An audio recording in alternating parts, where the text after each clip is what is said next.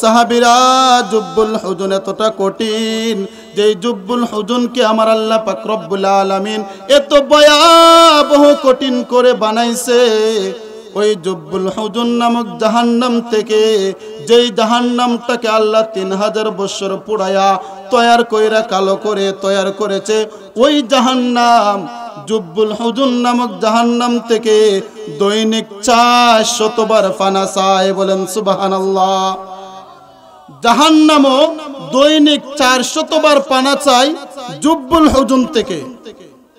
সাহাবীরা জিজ্ঞেস করলো, ইয়া রাসূলুল্লাহ, ইয়া হাবিবাল্লাহ, গো আল্লাহর নবী, ওই জুব্বুল হুজুন জাহান্নাম কাদের জন্য আমার আল্লাহ বানাইছে? এত ভয়াবহ এত কঠিন জাহান্নাম কাদের জন্য আমার আল্লাহ বানাইছে? আল্লাহ রাসূল বলে, ওই জুব্বুল হুজুন কোন কাফেরদের জন্য আমার আল্লাহ বানাই নাই। ওই জুব্বুল হুজুন কোন পাপিষ্ঠর জন্য আমার আল্লাহ বানাই নাই। ওই জুব্বুল হুজুন বানাইছে যারা দুনিয়ার জমিনে নামাজ পড়তো কিন্তু আল্লাহর সন্তুষ্টির জন্য না, রোজা রাখতো কিন্তু আল্লাহর সন্তুষ্টি হাসিল করার জন্য না, কে ইবাদত বন্দি করতো, নেক আমল করতো, লোক দেখানো নেক আমল যারা করতো তাদের জন্য আমার আল্লাহ পাক রব্বুল আলামিন ওই ভয়াবহ জুব্বুল হুজুন নামক জাহান্নাম তৈয়ার করেছে। বলেন আল্লাহু আকবার। বিয়াই ওয়াল মুরসালিন ওয়া আলা আলিহি ওয়া আসহাবিহি আজমাইন। فقد قال الله تعالى في كلامه المجيد وفي فرقانه الحميد. أعوذ بالله من الشيطان الرجيم. بسم الله الرحمن الرحيم. يا أيها الذين آمنوا قوا أنفسكم وأهليكم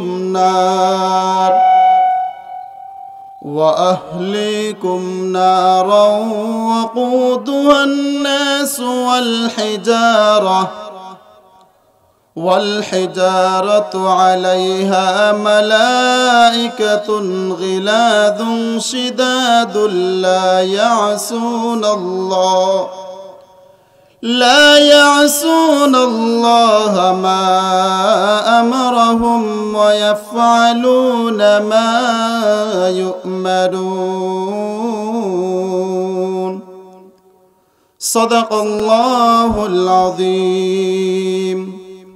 وقال رسول الله صلى الله عليه وسلم: أوقد على الناس 1000 سنة حتى أحمرت، ثم أوقد عليها 1000 سنة حتى أبيضت، ثم أوقد عليها 1000 سنة حتى أسودت، فهي سوداء مظلمة. رواه الترمذي. إن الله وملائكته يصلون على النبي يا أيها الذين آمنوا صلوا عليه وسلموا تسليما. اللهم صل على سيدنا مولانا محمد وعلى آل سيدنا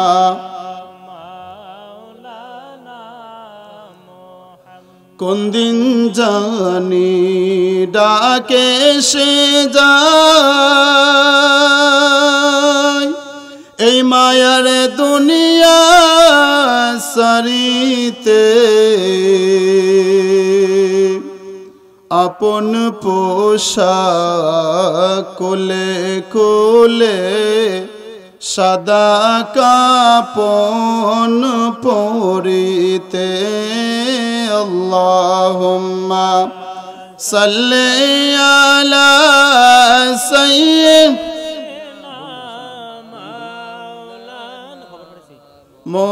মুহাম্মাদ ওয়া আলা আলি সাইয়্যিদিনা মাওলানা লা ইলাহা ইল্লাল্লাহ লা ইলাহা ইল্লাল্লাহ লা ইলাহা বহু দূরে মদিনায় আমরা কেমনে যাব জানি না হায় হায় বহু দূরে মদিনায় আমরা কেমনে যাব দয়াল আল্লাহ দয়া করো দয়াল আল্লাহ দয়া করো পোড়াও মনের বাসনা লা ইলাহা ইল্লাল্লাহ লা ইলাহা ইল্লাল্লাহ লা ইলাহা ইল্লাল্লাহ লা ইলাহা লা ইলাহা ইল্লাল্লাহ মুহাম্মাদুর রাসূলুল্লাহ সাল্লাল্লাহু আলাইহি ওয়াসাল্লাম। আমরা একটু ইসমিতে জাকির জিকির করি সকলে আল্লাহ আল্লাহ আল্লাহ আল্লাহ আল্লাহ আল্লাহ আল্লাহ আল্লাহ আল্লাহ আল্লাহ আল্লাহ আল্লাহ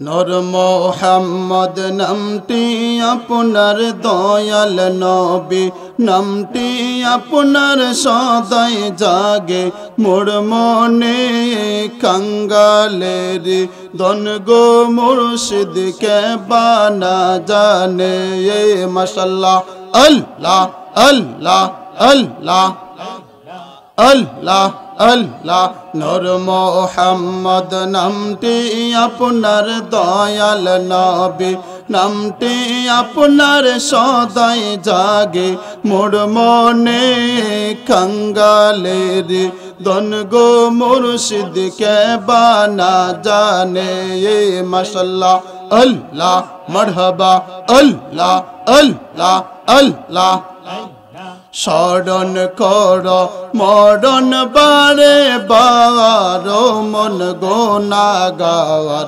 স্মরণ কর মরণ বারে বার মাশাআল্লাহ আল্লাহ আল্লাহ আল্লাহ আল্লাহ কত মানুষের দেখছো মরণ ও তবু কি আর হয় না রে শরণ শরণ কর মরণ বারে বার ও মন গুনাহগার শরণ কর মরণ বারে বার মাশাআল্লাহ আল্লাহ আল্লাহ আল্লাহ আল্লাহ আল্লাহ আল্লাহ নবীর প্রেমে পাগল হইয়া নবীর প্রেমে পাগল হইয়া আসলাম মাহফিলে আমার জীবন ধন্য হইতো নবীরে পাইলে মাশাআল্লাহ আল্লাহ আল্লাহ আল্লাহ আল্লাহ আল্লাহ আল্লাহ আল্লাহ হেশকে রাসূল হেশকে খোদা নবীর প্রেমেতে আমার জীবন ধন্য হইতো নবীরে পাইলে মাশাআল্লাহ আল্লাহ আল্লাহ আল্লাহ আল্লাহ নবীর প্রেমে পাগল হইয়া নবীর প্রেমে আশিক হইয়া আসলাম মাহফিলে আমার জীবন ধন্য হইতো নবীরে পাইলে মাশাআল্লাহ আল্লাহ আল্লাহ আল্লাহ ওয়াসকুরুনি পাগল হইয়া ওয়াসকুরুনি প্রেম করিয়া জোবা পেল হে আমার জীবন ধন্য হইতো নবীরে পাইলে মাশাআল্লাহ আল্লাহ আল্লাহ আল্লাহ আল্লাহ আল্লাহ আল্লাহ আল্লাহ আল্লাহ আল্লাহ আল্লাহ আল্লাহ লা ইলাহা ইল্লাল্লাহু মুহাম্মাদুর রাসূলুল্লাহ সাল্লাল্লাহু আলাইহি ওয়াসাল্লাম। আমরা সকলে বলি আলহামদুলিল্লাহ।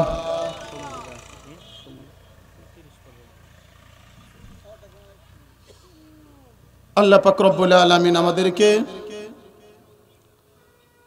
আজকের এই কেওড়া মধ্যপাড়া যুবকদের উদ্যোগে কবরবাসীর স্মরণে 15তম সুন্নি মহাসম্মেলনের মাহফিলে আসার বসার এবং দুরূদ শরীফ পড়ার তৌফিক দান করেছে। আবারও বলি আলহামদুলিল্লাহ। সময় খুবই অল্প, এই জন্য আমি কয়েকটা গুরুত্বপূর্ণ কথা অল্প সময়ের মধ্যে বলবো। আপনারা একটু ধৈর্য ধরে সহকারে বসবেন তো ইনশাআল্লাহ। আমি একখানা আয়াতে কারিমা তেলাওয়াত করেছি। আল্লাহ পাক রব্বুল আলামিন বলে ইয়া আইয়ুহাল্লাযীনা আমানু কু আনফুসাকুম ওয়া আহলিকুম নারা ওয়াকুদুহান নাস ওয়াল হিজারা। আল্লাহ পাক রব্বুল আলামিন বলে এই দুনিয়ার মানুষ তোমরা জাহান্নামের আগুন থেকে নিজে বাঁচো এবং পরিবার পরিজনকে আহাল পরিবারকে জাহান্নাম থেকে বাঁচাও। আল্লাহ ডাক দে বলে ঈমানদার তোমরা নিজে বাঁচো, পরিবার পরিজন আহাল পরিবারকে জাহান্নাম থেকে বাঁচাও। কেননা জাহান্নামের আগুনে শুধু মানুষ পোড়াবে আর পাথর পোড়াবে। মালায়েকা জাহান্নামের আগুনের এই দায়িত্বগত যে ফেরেশতা থাকবে তারা বড় নির্মম মনের থাকবে, তারা বড় কঠোর মনের থাকবে, তাদের কোনো দয়া মায়া থাকবে না। তারা আল্লাহ পাক রব্বুল আলামিনের অবাধ্য কখনো হবে না। আল্লাহ পাক রব্বুল আলামিন তাদেরকে যেমনে বলবে ঠিক তেমনি দায়িত্ব পালন করবে। আল্লাহর দায়িত্ব তারা সঠিকভাবে পালন করবে। এই জন্য জাহান্নামকে ভয় করো। আল্লাহ রাসূল সাল্লাল্লাহু আলাইহি ওয়াসাল্লাম বলে ও উম্মতেরা জাহান্নামকে ভয় করো। কেননা জাহান্নাম আল্লাহ পাক রব্বুল আলামিন এত কঠিন করে বানাইছে। ওই জাহান্নামের আগুনটাকে এমন ভাবে তৈরি করেছে, রাসূল সাল্লাল্লাহু আলাইহি ওয়াসাল্লাম বলেন উকিদ আলান নাস আলফ সানাতিন হাত্তা আহমাররাত। আল্লাহ রাসূল বলে জাহান্নামের আগুনকে 1000 বছর জ্বালানোর পর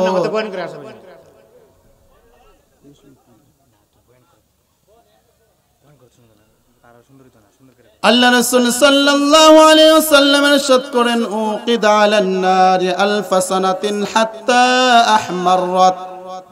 জাহান্নামের আগুনটাকে 1000 বছর জ্বালানোর পর আমার আল্লাহ পাক রব্বুল আলামিনকে ফেরেশতা বলে ইয়া রাসূলুল্লাহ ইয়া মালিক হে রব্বি কারীম, ও রব্বি কারীম জাহান্নামের আগুনের রংটা হয়ে গেছে সাদা। আল্লাহ পাক রব্বুল আলামিন রাহমাতুল লিল আলামিন কে জানিয়ে দে। আল্লাহ রাসূল ইরশাদ করেন সুম্মা উকিদ আলাইহা আলফ সানাতিন হাত্তা আবিয়াদ্দাত। জাহান্নামের আগুনটাকে আবার যখন 1000 বছর জ্বালানো হইল ওই জাহান্নামের আগুনটা হলো লাল বর্ণ।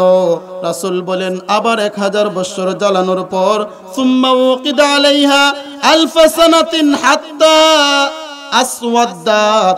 জাহান্নামের আগুনের রংটা হইল কালো বর্ণ। বলেন আল্লাহু আকবার। আল্লাহ রাসূল সাল্লাল্লাহু আলাইহি ওয়াসাল্লাম বলে ফাহিয়া সাউদা ও মুজলিমা। জাহান্নামের আগুনের কালারটা কালোই রয়ে গেছে। কিয়ামত পর্যন্ত ওই জাহান্নামের আগুন কালো থাকবে। জাহান্নামের আগুন এত একটা কঠিন, এত ভয়াবহ আগুন। আল্লাহ রাসূল বলে ওই জাহান্নামের আগুনে যে ব্যক্তিকে নিক্ষেপ করা হবে ওই ব্যক্তি অন্য কাউকে দেখবে না। মানুষ কিন্তু অনেক থাকবে, কিন্তু সে মনে করবে জাহান্নামের আগুনে আমি ছাড়া বুঝি আর কেউ নাই। বলেন আল্লাহু আকবার।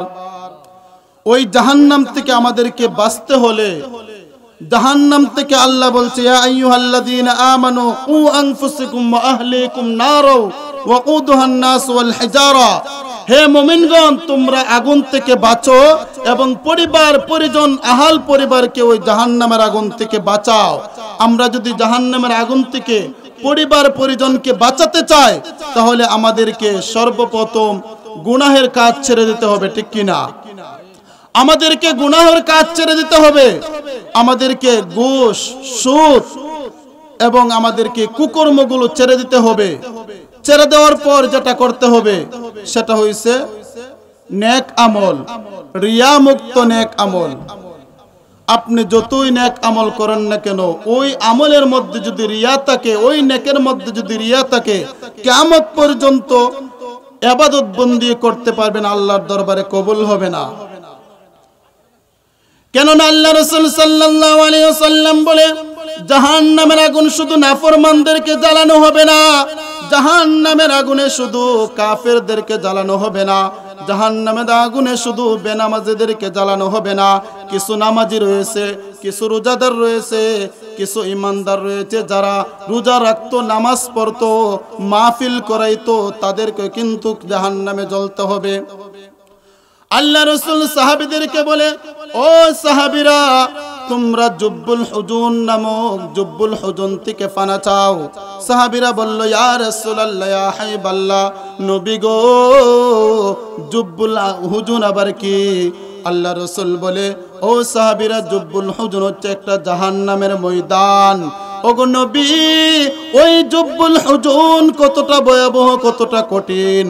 আল্লাহ রাসূল বলে ও সাহাবীরা জুব্বুল হুজুন এতটা কঠিন যে জুব্বুল হুজুনকে আমার আল্লাহ পাক রব্বুল আলামিন এত ভয়াবহ কঠিন করে বানাইছে। ওই জুব্বুল হুজুন নামক জাহান্নাম থেকে, যেই জাহান্নামটাকে আল্লাহ 3000 বছর পুড়ায়া তৈয়ার কইরা কালো করে তৈয়ার করেছে, ওই জাহান্নাম জুব্বুল হুজুন নামক জাহান্নাম থেকে দৈনিক 400 বার ফানা চায়। বলেন সুবহানাল্লাহ। জাহান্নামও দৈনিক 400 বার পানা চায় জুব্বুল হুজুন থেকে।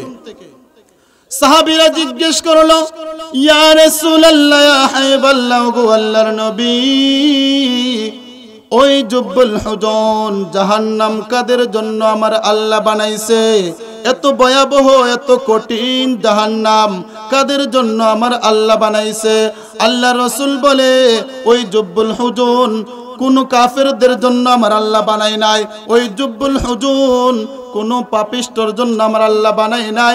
ওই জুব্বুল হুজুন বানাইছে যারা দুনিয়ার জমিনে নামাজ পড়তো কিন্তু আল্লাহর সন্তুষ্টির জন্য না, রোজা রাখতো কিন্তু আল্লাহর সন্তুষ্টি হাসিল করার জন্য না, ইবাদত বন্দি করতো, নেক আমল করতো, লোক দেখানো নেক আমল যারা করতো তাদের জন্য আমার আল্লাহ পাক রব্বুল আলামিন ওই ভয়াবহ জুব্বুল হুজুন নামক জাহান্নাম তৈরি করেছে। বলেন আল্লাহু আকবার।